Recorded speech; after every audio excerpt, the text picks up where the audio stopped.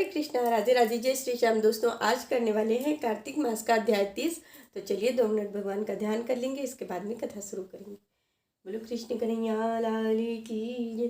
श्रीमन नारायण नारायण नारायण, भजमनि नारायण नारायण नारायण, गोविंद नारायण नारायण नारायण, लक्ष्मी नारायण नारायण नारायण। बोलो लक्ष्मी नारायण भगवान की जय। हाथ में तुलसी दल ले लेंगे, अगर फूल हैं तो फूल भी ले लीजिए।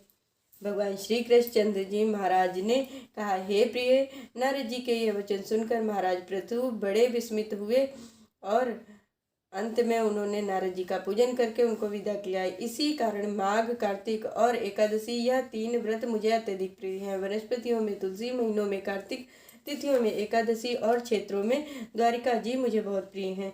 जो प्राणी जितेंद्रिय होकर इनका सेवन करता है वह यज्ञ करने वाले प्राणियों से भी मुझे अधिक प्रिय है। जो प्राणी विधि विधान से इनकी सेवा करते हैं उनके अनुग्रह से सभी पाप दूर हो जाते हैं। भगवान श्री कृष्ण के ऐसे वचन सुनकर सत्यभामा ने कहा, हे नाथ, आपने यह बात बड़ी आश्चर्यजनक कही है।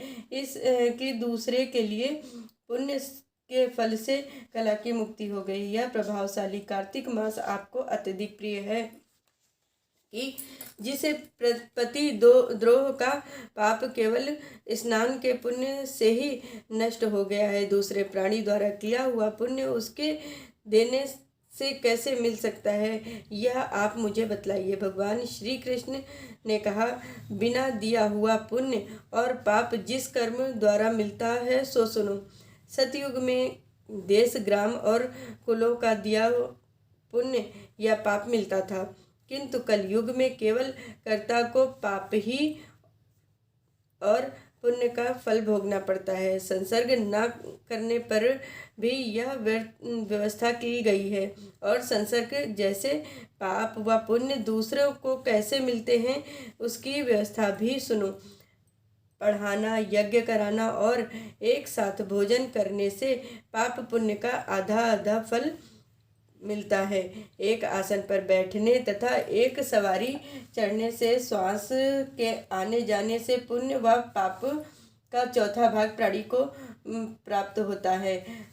स्पर्श करने, भोजन करने और दूसरों की स्तुति करने से पुण्य और पाप का 6वां भाग मिलता है। दर्शन करने, सुनने या ध्यान करने से मनुष्य को पुण्य और पाप का 10वां अंश मिलता है। दूसरों की निंदा, चुगली और धिक्कार करने से उनको 100वां भाग मिलता है। पुण्य करने वाले मनुष्य की जो कोई सेवा करता है वह सेवा का भाग लेता है और अपना पुण्य उसे देता है। स्त्री, नौकर और शिष्य के अतिरिक्त जो मनुष्य दूसरों से सेवा करवाकर उसको पैसा नहीं देता है वह सेवक उसके पुण्य का भागी होता है।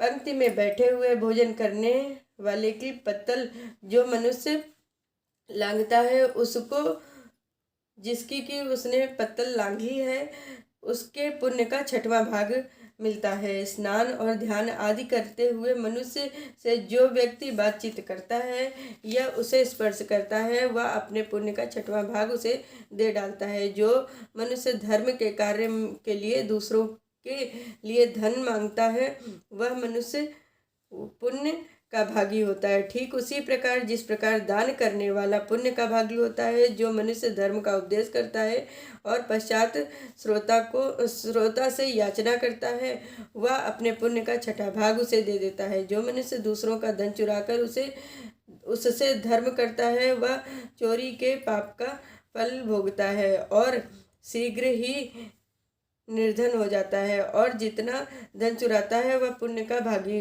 और जिसका धन चुराता है वह पुण्य का भागी होता है। बिना ऋण के उतरे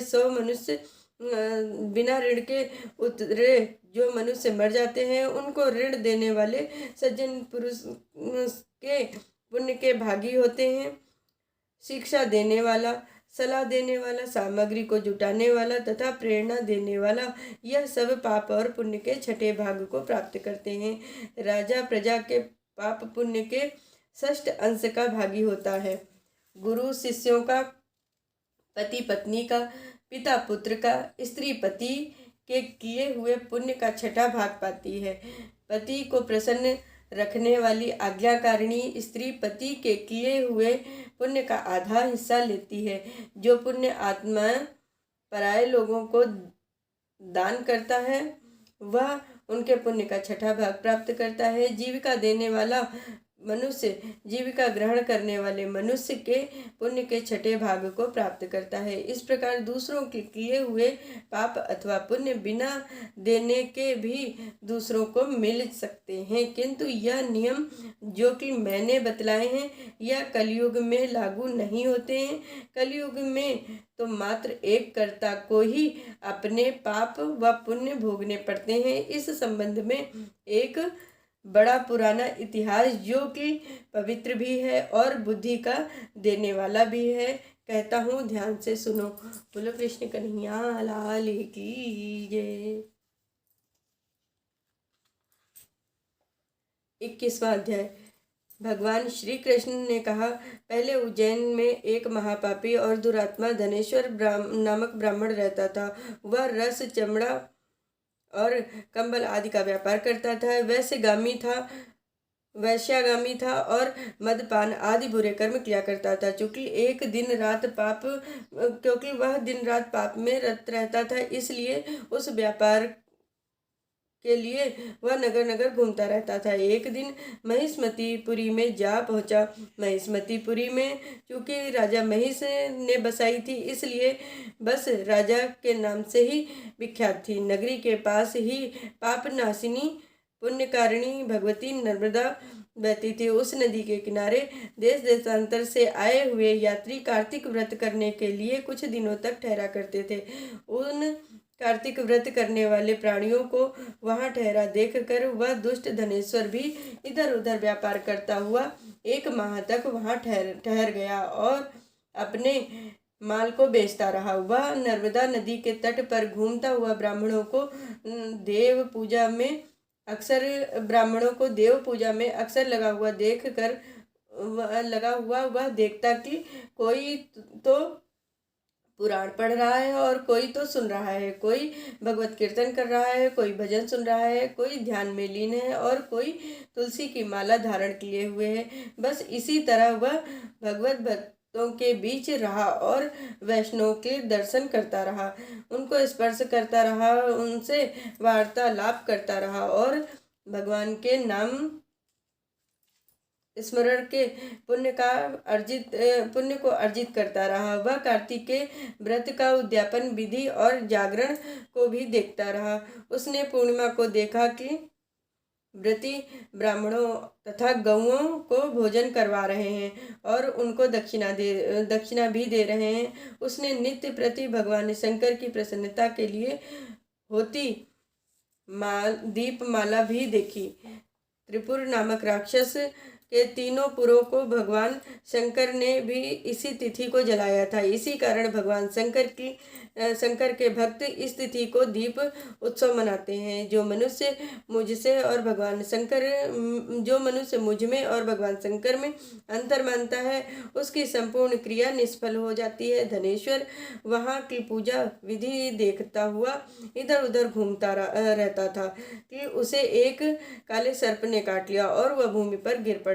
उसकी यह दशा देखकर वहां के दयालु भक्तों ने उसको चहुओर से घेर लिया और उसके मुख में तुलसी दल मिश्रित जल के छींटे लगाने लगे और जब उसके प्राण निकले तो यम के दूत उसे बांधकर कोड़ों से मारते हुए यमपुरी को ले गए। उसे देखकर चित्रगुप्त ने यम से कहा, इसने बाल्यकाल से लेकर आज तक बुरे कर्म ही किए हैं। इसके जीवन में पुण्य तो लेस मात्र भी नहीं दिखाई देता है। यदि मैं पूरा 1 वर्ष आपको सुनाता हूँ तो इसके पाप की सूची समाप्त नहीं होगी। यह महापापी है, अतः इसको एक कल्प एक घोर नरक में डालना चाहिए। चित्रगुप्त की बात सुनकर यमराज ने बड़े क्रोध में भरकर उसको अपना कालनेम के समान भयंकर रूप दिखाते हुए अपने अनुचरों को आज्ञा दी। उनसे कहा कि हे प्रेत सेनापतियों, इस दुष्ट मूर्ति को मुग्दलों से मारते हुए कुंभिपाक नरक में फेंक दो। भगवान श्री कृष्ण ने कहा। यह सुनकर प्रेत सेनापति ने मुग्दलों से उसका सिर फोड़ते हुए कुंभिपाक में ले जाकर खोलते हुए तेल की कढ़ाई में छोड़ दिया।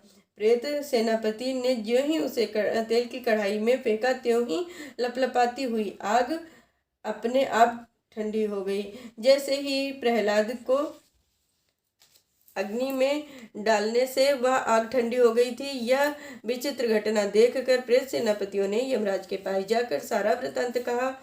यमराज भी सारा हाल सुनकर बड़ा आश्चर्यचकित रह गए और धनेश्वर को अपने पास बुलाकर स्थित कर विचार करने लगे कि उसी समय नारायण नारायण का कीर्तन करते हुए देवऋषि नारद भी वहां आ पहुंचे और यमराज ने से कहने लगे, हे अरुण नंदन यमराज, यह ब्राह्मण नरक में डाले जाने योग्य नहीं है, क्योंकि इसने अंत समय में कुछ शुभ कर्म किए हैं जो कि नरक यातना को नष्ट कर देते हैं। जो लोग भगवत भक्तों का दर्शन करते हैं, उनसे वार्तालाप करते हैं, उनका स्पर्श करते हैं, चाहे उन्होंने कोई पुण्य कर्म किया हो या न किया हो, सहज ही स्वर्ग के अधिकारी हो जाते हैं। अतः धनेश्वर भी पुण्य आत्माओं के संसर्ग और स्पर्श से स्वर्ग का अधिकारी हो गया है। अतः यह पुण्यात्मा है, इसे यक्ष योनि दो और केवल इसे पाप भोग करने वाले नरक दिखा दो। भगवान श्री कृष्ण कहते हैं, जब देवऋषि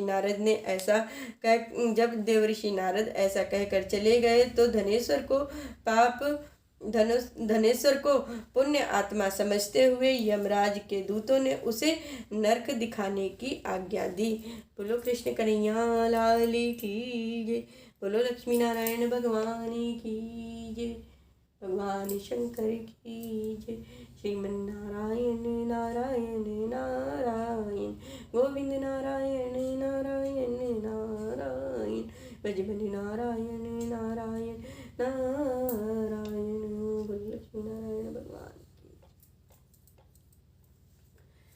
आज मैंने आप सभी को कार्तिक मास का अध्याय 30 और अध्याय 31 सुनाया है। इस कथा को ज़्यादा से ज़्यादा शेयर करिए। जो लोग कार्तिक का स्नान कर रहे हैं, कार्तिक का व्रत कर रहे हैं, उन लोगों तक इस कथा को ज़्यादा से ज़्यादा पहुंचाइए, ज़्यादा से ज़्यादा शेयर करिए। और जो लोग चैनल पर नए हैं सो प्लीज़ चैनल को सब्सक्राइब कर लीजिए। जय श्री कृष्णा, राधे राधे।